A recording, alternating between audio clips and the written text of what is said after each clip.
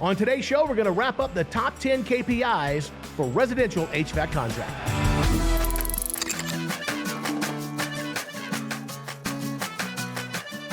If your efficiency is higher, your price is going to be more competitive. Example, your $30 tech at 75% efficient would give you a lower charge out using the same formula, be $181.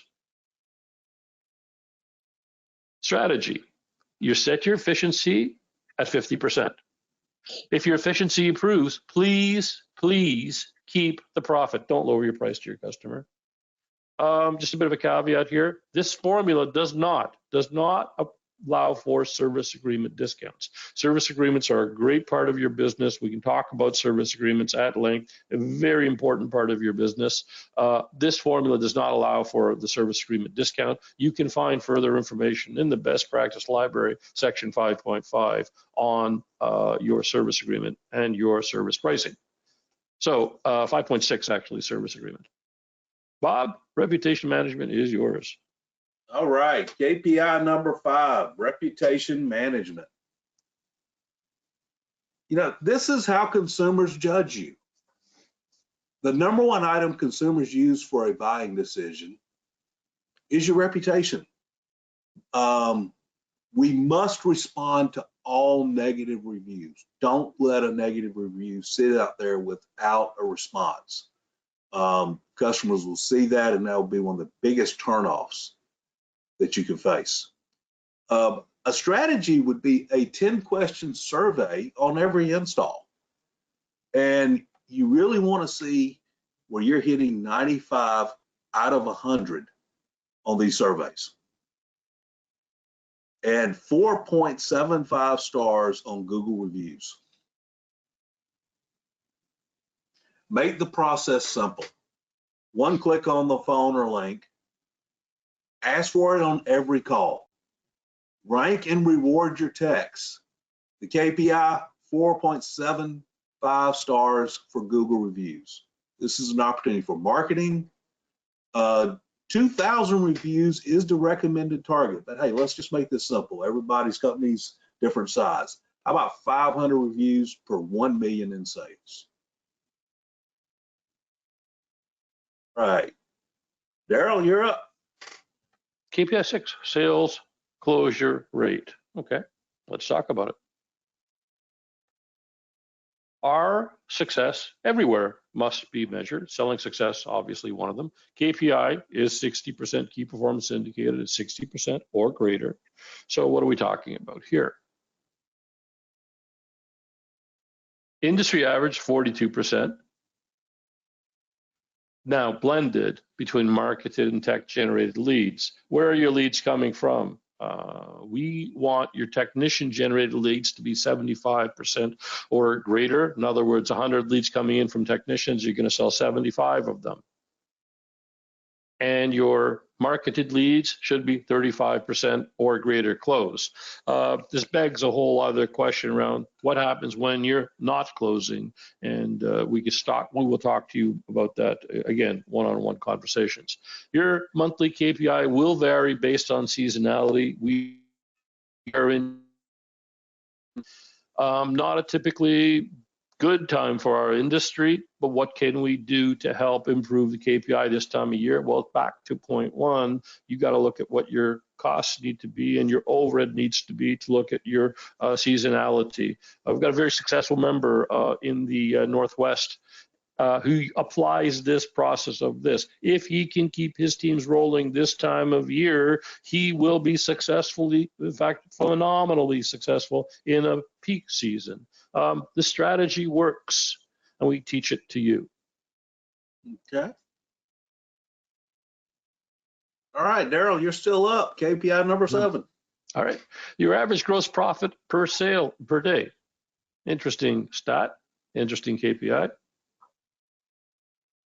He's got the buttons, not me. He's the slow one. I do.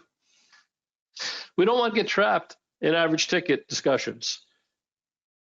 Your average ticket really doesn't matter if you don't know your costs. We want to go back to budgeting. and understand this gross profit dollar per crew discussion. Again, $2,500 per day per crew. KPI number one here in the presentation today, or $1,000 per man minimum. 1,000 per tech is the target KPI. All right.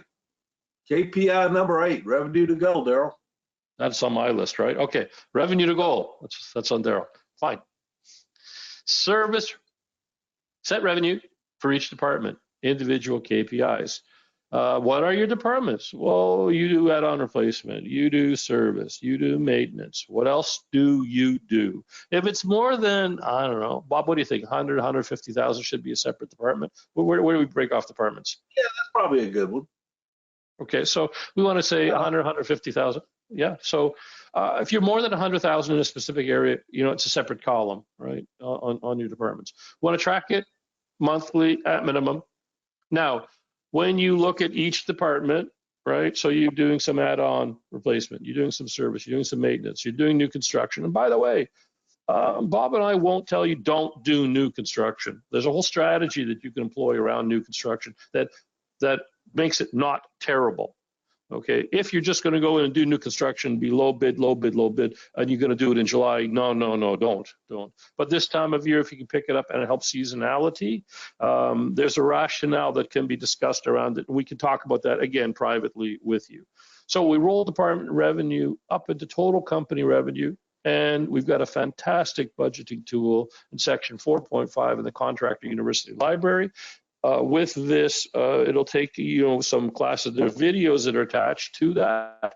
We ask you to watch the videos, then give Bob or I a call, and we can walk you through the budgeting tool. In fact, we run courses in November, December with this. They're 3-day courses on this tool.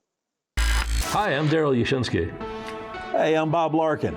Many of our contractors meet with us monthly, and you, chances are, have met with us monthly. We found that members have deeper and greater needs. So we came up with Next Level Coaching, which is we meet a lot more often, and there is accountability to deal with some of the issues of money, growth, finding employees, having an exit strategy to get off this roller coaster. These are the issues that contractors want answers to, and we can provide those answers in Next Level Coaching. When you join Next Level Coaching, you're going to find solutions that are easy to implement and logical.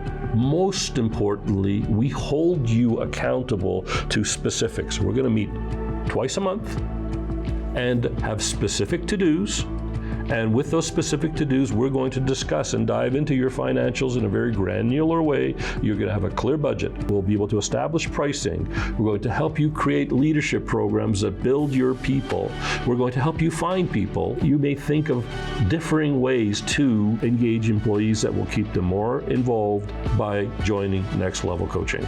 So if you're interested in making more money, growing your company, finding good employees, and developing an exit strategy, give Darrel and I a call. We'd be happy to talk to you about Next Level Coaching.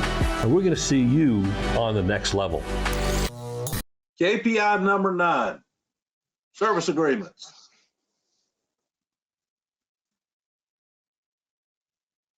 KPI for number of service agreements that you could have is 1,000 service agreements per 1 million in sales. 1,500 service agreements per 1 million in annual revenue is best in class. And we want to see 50% of demand service calls converted to service agreements.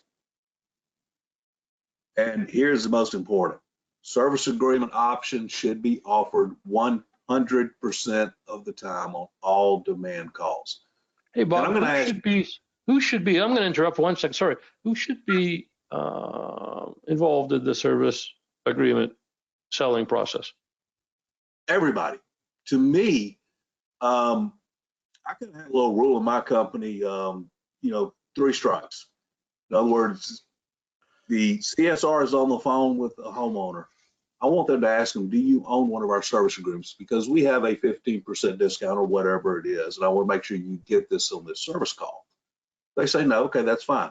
When the service tech gets to the job, He asks again, do you own one of our service agreements? We have a 15% discount, and all these other benefits. If they say no, that's fine. Okay, he diagnoses the problem. He presents the repair. He asks one more time, hey, I can give you a discount off of this. You've asked 3 times. And I think that, and there is no pressure in any of that. And I think that is vitally important. And I was going to say, think about it. If in your company you had 1,000 service agreements for $1 million in your annual revenue, how would that change your life right now? To me, all good things happen with service agreements. Our closing ratio goes up. Our marketing and advertising can go down. And I'm going to steal one of Darrel's lines here. One of the keys to this business, this industry, is get someone on a service agreement, put your arms around them and love them to death. That really is one of the keys. The more agreements you have is the stronger your business becomes, particularly this time of year. It gives you a whole wealth of marketing opportunity to speak to people, to send them communication, to even offer, if you're slow, to even offer them a complimentary safety check this time of year. You've got heating running in the north. If you got anything gas fired, it'd be an opportunity for you to go in and do a safety check for customers, making certain that everything is operating safely. Particularly when we have snow, and Bob doesn't know what this stuff is. You know, snow, it falls in the winter in the north. So when you've got side vented units that you vent out of the side, oftentimes snow accumulates up when you get windy, blowy snow, and blocking the vent termination causes furnaces, to think they heat your home in the winter. You know, he's from Georgia. What does he know? In fact, the only ice he sees is in his glass. Sorry. All right, no problem. Let's Okay. go on. He can defend himself. Don't feel bad. He can defend himself. He'll get me. Oh, yes. Oh, yes. KPI number 10, service and maintenance lead turnover. That mine or yours? It's yours. That's mine. Specific to service and maintenance calls, technician lead closure KPI is 75%. Think about that. When you get a technician lead turnover, the KPI for closing that is 75%. That is much higher than marketed leads. Companies that Why? get Bob, why? Why technician leads higher than market lead? Well, like I said, we have gotten someone on a service agreement. We put our arms around them. We love them to death. We've developed a relationship with that customer. They already trust us. And that is the key. It is much easier to close a sale to a customer when you have that relationship, and that's how you do it with service agreements. Companies that hit the service agreement KPI have lead closure rates of 83%. So here's your KPI. We're saying 1 out of 15 service and maintenance calls should equal a replacement lead. And I know you're looking at that and you're thinking that's a big number, but think about it. To me, this really goes into educating our customers and having a real, when is it time to repair, when is it time to replace conversation with your customers. And if the average life expectancy of a heating and air system is what, Darrell, 13 to 15 years? Yeah. This KPI could be, should be being met, and it is being met. So there are the top 10 KPIs that we have, but we got a bonus KPI for you.